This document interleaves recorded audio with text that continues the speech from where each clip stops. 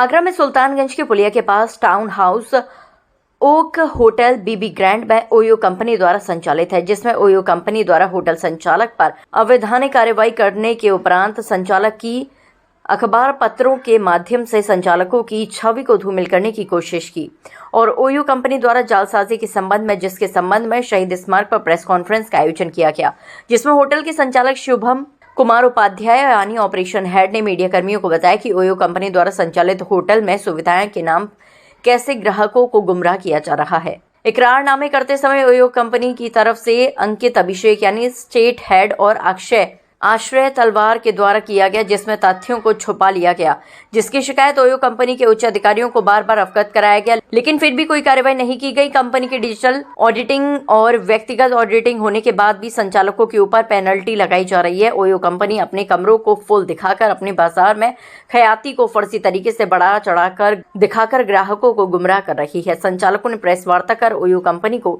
3 दिन का समय दिया है। अगर कोई कार्रवाई नहीं होती है तो संचालक वैध सबूतों के फिर मीडिया के माध्यम से कंपनी के खिलाफ जो सबूत हैं वो पेश करेंगे। आगरा से हिंदुस्तान वॉइस 18 के लिए दीपक कुशवाहा की रिपोर्ट। दूसरा ये कि हमारा जो है ओयो से कॉन्ट्रैक्ट हुआ था दिसंबर में 1 तारीख को। तो ओयो जो है पहले फ्रेंचाइजी मॉडल पे काम करता था, अब उसने जो है ऑपरेटर मॉडल पे काम करना शुरू करा है। और उसका फ्रेंचाइजी में क्या होता था, पहले कोई भी अपना होटल ओयो को देता था, वो 30% कमीशन लेते थे, बट उसमें क्या था, वो ढंग से बिजनेस नहीं कर पा रहे थे। वो सीज़न के टाइम में आप देखते थे उनके रेट्स बड़े कम होते थे, तो कोई भी जो है होटल संचालक अपना होटल बंद कर दिया कि भाई हमको आपसे नहीं चलाना है। अब इनको सेबी में भी जाना है, शेयर मार्केट में लिस्ट होना है, तो सेबी का भी ये है कि आप पे बिजनेस तो ज़्यादा है नहीं, तो इन्होंने फिर ऑपरेटर मॉडल में आना इन्होंने शुरू किया। ऑपरेटर में क्या है कि ये खुद ही प्रॉपर्टी किराए पे लेते हैं। अब इनको प्रॉपर्टी चलाने का तो एक्सपीरियंस तो है नहीं, तो ये फिर एक्सपीरियंस लोगों को हायर करते हैं कि प्रॉपर्टी को रन करें, जिससे बिजनेस बढ़े हमारा। तो इन्होंने इस मॉडल पे काम करना शुरू करा। तो इन्होंने दिसंबर में हमको अप्रोच किया कि आप हमारी प्रॉपर्टी होटल बीबी ग्रैंड है कमला नगर में, आप इसको चलाइए, और एक नॉर्मल फीस रखी उन्होंने चलाने की। बाकी प्रॉपर्टी का किराया वही देंगे, लेकिन कोई भी चीज़ जब आप किराए पे लेते हो, किराए पे किसी को देते हैं, तो वो प्रॉपर्टी पूरी ठीक होनी चाहिए, कोई भी चीज़ छुपाई नहीं जानी चाहिए एज़ पर एग्रीमेंट में भी। तो उन्होंने हमसे बहुत सारे सीरियस फैक्ट छुपाए गए हमसे, और हमारे ऊपर एक लोड डाल दिया कि आप इसको प्रॉपर्टी को चलाओ। उन्होंने बहुत एडवांस बुकिंग खुद ही एक्सेप्ट कर रखी थी। तो जैसे प्रॉपर्टी में बहुत सारे इश्यूज़ थे, कुछ बॉयलर इशू था, बहुत सारे इसमें लाखों खर्चे होने थे, तो वो कंपनी जो है साइलेंट हो गई। और आपको पता है कि ठंड के महीने में अगर होटल में गर्म पानी नहीं रहेगा तो फिर गेस्ट तो नाराज़ सबसे पहले होगा उसमें। तो उनके कॉन्ट्रैक्ट में एक चीज़ और लिखी है कि अगर गेस्ट अगर नाराज़ होता है, रेटिंग ख़राब करता है, तो उसकी पेनल्टी भी हम ऑपरेटर से लेंगे। तो हमारी गलती तो है नहीं कि अब जब आपने प्रॉपर्टी जब आपने किराए पे ली है, तो उनका एक वो होता है PSA होता है उनका, प्रॉपर्टी को चेक करना, ऑडिट करना। तो उन्होंने ऑडिट ही पहले ठीक से नहीं करा, ना उन्होंने कोई ऑडिट रिपोर्ट रखी है सामने हमारे। तो वो हमारे ऊपर लाद दी कि हम रेगुलर बेस पे उनको मेल करते रहे कि आप इसको ठीक कराइए, कोई एक्शन लीजिए, हमको नुकसान हो रहा है।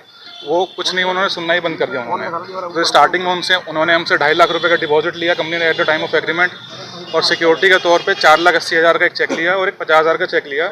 जो ऑपरेटर हैं मेरे भैया आशीष शर्मा, उनके नाम पे एग्रीमेंट किया गया। उसके बाद प्रॉपर्टी हमने दिसंबर में जैसे जैसे उसको चलाई, फिर इनका एक होता है डिजिटल ऑडिट, जो ये फेक रेवेन्यू करते हैं उससे।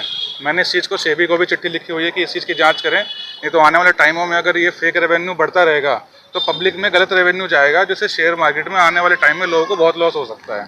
या तो इसका प्रॉपर ऑडिट हो। तो मैं आपको डिजिटल ऑडिट बताता हूँ क्या होता है। डिजिटल ऑडिट का ये है कि जैसे अभी आप बीबी ग्रैंड आए होंगे, लेकिन आपने नाम देखा होगा ओयो नाम रखता है टाउन हाउस ओक सुल्तानगंज पुलिया करके। तो जब बुक करके आएंगे आपको नाम ही नहीं दिखेगा बाहर क्या है, वो बोर्ड लगाने की जिम्मेदारी भी ओयो की है।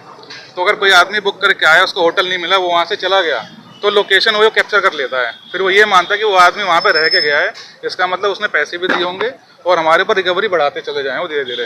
तो ऐसे डिजिटल ऑडिट में उन्होंने हमारे ऊपर कम से कम पिछले 3 महीने में मेरे ख्याल से 2 लाख के आसपास की उन्होंने पेनल्टी लगा रखी है डिजिटल ऑडिट, जो कि बिल्कुल फेक रेवेन्यू है। इनका हर हफ्ते ऑडिट भी होता था। जब हमारे ऑडिट सारे मैच हैं, एक भी गलती नहीं है ऑडिट्स में, और सब कुछ हमने चेक कराया है, फिर डिजिटल ऑडिट का मतलब क्या है?